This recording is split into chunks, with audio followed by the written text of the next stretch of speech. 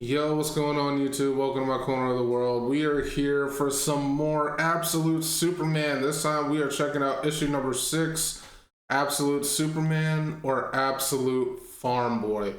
Last time we left off with Kal-El officially arriving in Smallville. It's definitely interesting considering that he's basically a teenager or like a young adult already as he enters Smallville. So that's definitely gonna be an interesting thing to see for the dynamic between Kal-El and the Kents. That's gonna be very interesting. Yeah, I don't really know what else to say. I'm just ready to hop in. I'm enjoying this a lot. Link to the original video will be in the description if you want to check it out on your own. Let's run this up.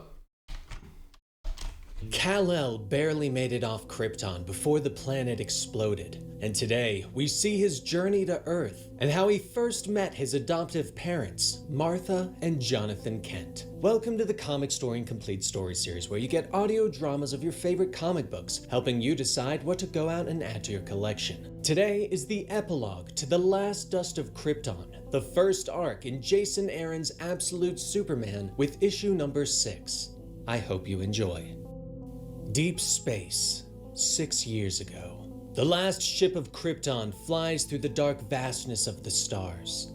On board, Kal-El huddles in fear, but Sol continues to scan, reaching out with his sensors and searching for a planet to land on with his young charge.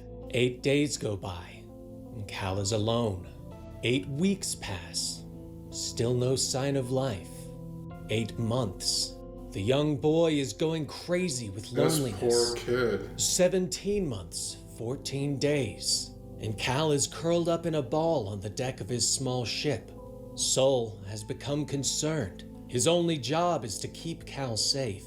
Kal-El, you have not consumed your daily allotment of rehydrated protein slurry, the AI tells him. But Kal shakes his head. He doesn't care. Slowly, he sits up and stares out into the darkness of space. We've traveled 9 million light years, and how many habitable worlds have we found? He demands. Sol pauses for a long time before finally answering. 0, Kal. The answer is 0. Wow. The AI tells him. Kal nods. He bangs his hands on the viewpoint once. His anger rose before finally fading away. You can keep going if you want. But just let me out. You did your best. Don't worry about me. Just drop me off here, Kal whispers. He points to an approaching system. Right in that big yellow sun, he sighs. But Sol can't do that. He reminds Kal that his sole purpose is to protect Kal-El. But Kal isn't listening. He is still staring at the yellow sun. But suddenly, his body starts to feel warm. Yeah. His eyes begin to glow. Sol, why is it so hot in here all of a sudden? I'm burning up, Kal says as fear begins to creep into his voice. Turn around! Get us away from that star! Kal gasps, but a chime suddenly sounds. Wait, life-sustaining world detected, Sol suddenly says, aiming the craft for a blue world before them. But heat begins to radiate from Kal's eyes as he screams in pain, and the ship begins to break up as it enters the atmosphere. Far below, Martha and John Kent look up from their dried cornfield in Kansas. Damn, weatherman said there'd be rain, Martha sighs, but John shakes his head and clutches at their dying crop. Must be nice to have a job where you get to be wrong more times than not, he points out. Martha nods her head and looks to her husband, reminding him that the Lazarus Corporation has drones that can alter the weather over their fields, and explains that someone in town saw them. But John shakes his head. Martha, we both know such a thing ain't. If that, he's about to say if such a thing were possible, blah, blah, blah, but if that were actually a thing, nah, farmers' stocks would actually go crazy.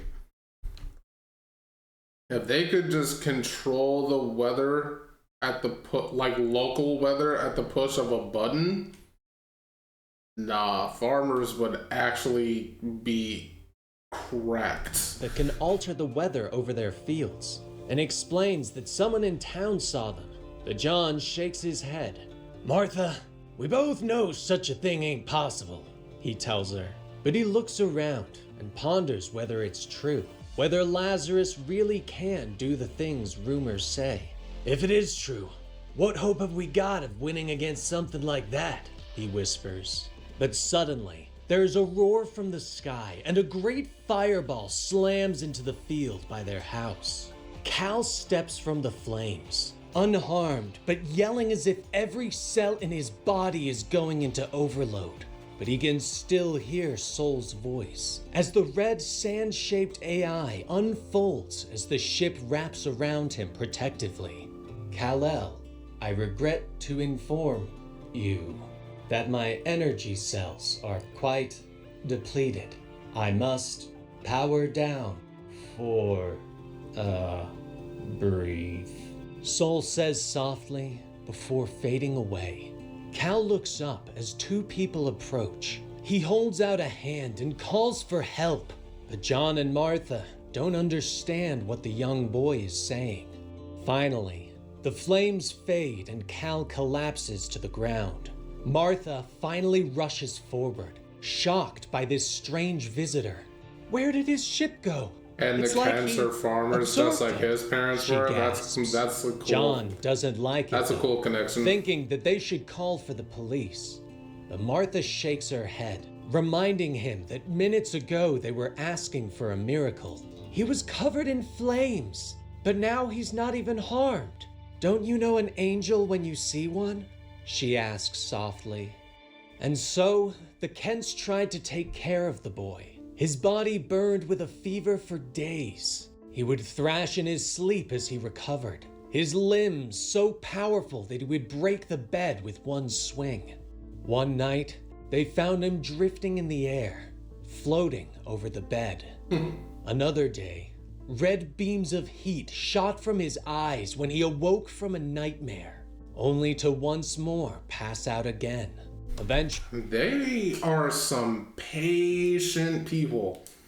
I will say that the amount of times that this kid has destroyed that room and they are still willing to deal with him, they are some patient people. Kudos to them. his body would calm. The fever would go away, and Cal slept peacefully. John found Martha sitting by the visitor's bedside. Martha, we can't keep him here. If we do, he's gonna be the death of us. You know that, right? John asks. But Martha shakes her head. She can sense that the boy is confused and suffering. He's been through something awful to get here. You can tell, she whispers. She looks back at her husband, reminding him that they've lost everything. But maybe we can still save him, she says quietly. Suddenly, Cal's eyes open and he launches from the bed in the blink of an eye. Jonathan jumps to protect Martha as Cal smashes through the bedroom wall and runs out into the world, streaking across the field fast enough to tear plants from the ground. He suddenly stops and stares at this strange world around him. He is alone, and Soul doesn't speak to him. Cal doesn't know it, but Soul has been quiet for weeks. But somehow, as Cal stared out into the fields of this new world, he could sense that he had found his new home. 2 weeks later, the Kents still can't understand Cal's speech, but he still aids them, using his incredible strength to help them around the farm. John is trying to fix a tractor enough to get it started and drive it into the barn, but Cal simply picks it up. Heavens, don't reckon I'll ever get used to that. John whispers as he watches the boy carry the tractor over his head with one hand. Cal has become like a son to them in the short time, and though neither of them know it, both John and Martha have thanked him for saving them both. One day, Martha looks up at Cal, who smiles at her. I know you came here searching for something. Might just be it's the same thing we was looking for too. And I just hope, I hope we can find it together, she tells him. Another day, Cal is working on the tractor, remembering what his mother taught him about listening to the engine, when suddenly, the symbol on his chest begins to glow. Cal? Sol suddenly says as Cal looks down at it in shock. Apologies. My recharging took much longer than I anticipated. Cal, be warned. I fear this system's yellow sun may supercharge your Kryptonian cells in wildly unexpected ways. Sol warns. Cal cocks an eyebrow at his suit's words. You don't say, he whispers. He stands up as he feels Sol's system surging as his suit forms around him. Never mind that for now, Sol. I need you to download whatever language these people speak, Cal tells him. In moments, he is walking towards the farmhouse's front porch, where the Kents are sitting. Cal smiles at them. Hello, my name is Kal-El. I fixed your tractor, he tells them in his first attempt. Imagine learning a language that easily. Like, it literally took him like seconds to minutes to learn a whole new language. Granted, he's still speaking it like very slowly as he is like actively learning it, but to be able to just download an entire language like that and just instantly start learning it like this, bro, that is so cool. The new language. Imagine being able to do stare at him that. in shock for a moment. My God, John whispers, but Martha just smiles. Kal-El, such a lovely name. It's a pleasure to finally meet you, Kal-El, she says as they both step down to shake the boy's hand and introduce themselves. I'm Martha Kent, and this is my husband, Jonathan.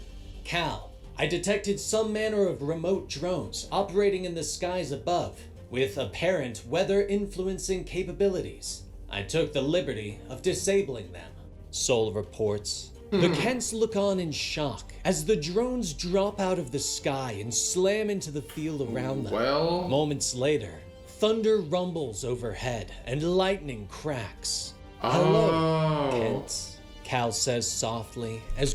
because she did say that the weatherman said it was supposed to rain today. But the reason that or I guess that was like a while ago, but it seems like since then they haven't had any rain. Was it because of these drones? These drones were low-key causing a drought over this farm? That's insane. Rain begins to fall down all around them.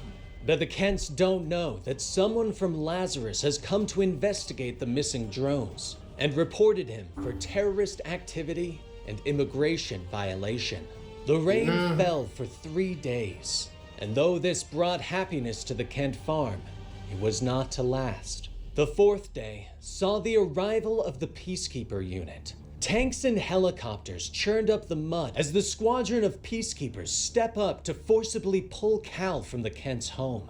Martha tries to reason with them, and Jonathan steps up to defend his wife. But one of the soldiers moves in and punches him across the jaw, knocking him to the ground. The boy's got no ID and no work permit. We're taking him in for processing. The soldiers shout as 2 of the soldiers are struggling to put Cal in the back of the truck. Lil fella's stronger than he looks, one of them grunts as they slam Cal's head into the truck. Cal, I cannot allow you to be taken by these men, Sol suddenly says, lashing out with his abilities to knock the soldiers aside. Cal looks in fear and surprise, unsure why the peacekeepers are attacking him. Talk to them. Tell them who we are. Tell them about Krypton, Cal says to Sol as he shoves one of the tanks away with ease. We do not belong here. My mission is to protect you, Sol tells him. Cal moves to help the Kents, but they both shake their heads.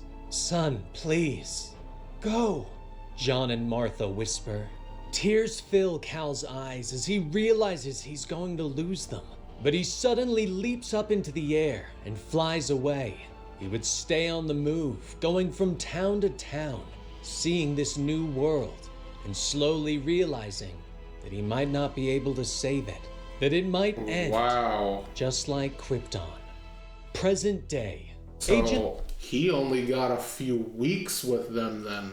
And even then, the majority of that time, he was like in and out of consciousness. So he didn't really like get to know them all that well. But even still, he cared that deeply for them. That's cool, number one. And number two, it really is so wild how that parallels to today. The whole concept of this organization straight up raiding this property, dragging out this person who, quote unquote, does not belong here, you know, like this person who is not technically supposed to be here, and then like being that violent about it. Oh, if that does not parallel to today. Lois Lane has tracked Superman's movements. She arrives at the Smallville Senior Living Facility and flashes her badge. I'm looking for Martha Kent. Is she a resident here? You might say, I'm a friend of the family, she tells the receptionist. I don't know about calling them Meanwhile, friends, but... at a Lazarus Corp research center in the Nevada desert, someone else is tracking Agent Lane's movements. Brainiac smiles as he watches the camera feed. Agent Lane is quite the investigator. She's barely required any coaxing on my part. Just a nudge, really. Brainiac says to his benefactor over the other feed, the one that shows him Lazarus headquarters. You deliver what you have promised me, and you ensure your place in the world that is coming. Who is that? The leader of Lazarus says as he steps from the pool. His followers step forward with robes and a towel as the magic liquid falls away. The androids raise their hands in praise as Ra's al Ghul stands before them. I prefer saying Salvation is close at hand for billions upon billions. Once the Superman kneels at the feet of his holy father, Ra's al Ghul. They turned Ra's into a Superman villain in this universe? And that concludes the first arc of Absolute. They turned Ra's al Ghul into a Superman villain in this universe. Holy, that's gonna be interesting. This Ra's al Ghul has to be like freaking cracked then, because there's no way regular Ra's is taking on a Kryptonian.